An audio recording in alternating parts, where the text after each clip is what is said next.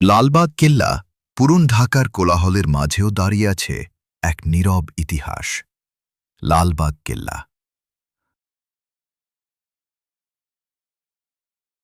শত বছরের পুরনো এই কেল্লা শুধু ইট পাথরের গাঁথুনি নয়, এটি এক অপূর্ণ স্বপ্নের প্রতীক। সময়টা ১৬৭৮ সাল। মুঘল সম্রাট অরঙ্গজেবের পুত্র শাহজাদা মোহাম্মদ আজম ঢাকায় এসে শুরু করেন এই দুর্গ নির্মাণ। তখন ঢাকার নাম ছিল জাহাঙ্গীরনগর এবং এটি ছিল মুঘল বাংলার গুরুত্বপূর্ণ প্রশাসনিক কেন্দ্র। এই কেল্লার উদ্দেশ্য ছিল শুধু বসবাস নয়, এটি ছিল একটি পূর্ণাঙ্গ দুর্গ যেখানে থাকত প্রশাসন, প্রতিরক্ষা ব্যবস্থা এবং রাজকীয় জীবনযাত্রার সব আয়োজন। কিন্তু ইতিহাসের গতিপথ বদলে যায় খুব দ্রুত। শাহজাদা আজম দিল্লিতে ফিরে গেলে নির্মাণ কাজের দায়িত্ব পড়ে সুবেদার শায়েস্তা খাঁয়ের ওপর। তার শাসনামলেই ঢাকায় গড়ে ওঠে বহু স্থাপনা। কিন্তু হঠাৎ করেই ঘটে এক মর্মান্তিক ঘটনা। তার কন্যা পরী বিবির অকাল মৃত্যু।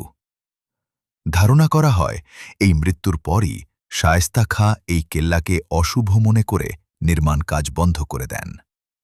ফলে লালবাগ কেল্লা রয়ে যায় অপূর্ণ, যা আজও ইতিহাসের এক রহস্য হয়ে আছে। এই কেল্লার ভেতরে রয়েছে ৩টি প্রধান স্থাপনা। প্রথমত দরবার হল ও হামামখানা, যা বর্তমানে জাদুঘর হিসেবে ব্যবহৃত হচ্ছে।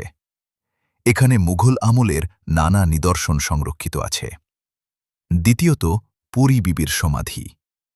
সাদা পাথরে নির্মিত এই সমাধিটি কেল্লার সবচেয়ে আকর্ষণীয় অংশ, যা একদিকে ভালোবাসার, অন্যদিকে বেদনার প্রতীক।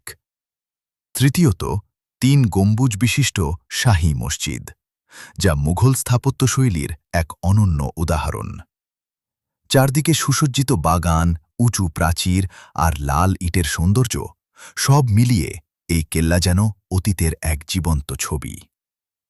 ১৭৫৭ সালের পলাশির যুদ্ধের পর মুঘল শাসনের পতন শুরু হলে এই কেল্লার গুরুত্ব ধীরে ধীরে কমে যায়।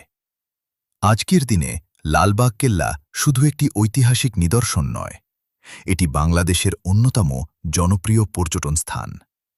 প্রতিদিন অসংখ্য মানুষ এখানে আসে ইতিহাসকে অনুভব করতে, অতীতকে ছুঁয়ে দেখতে।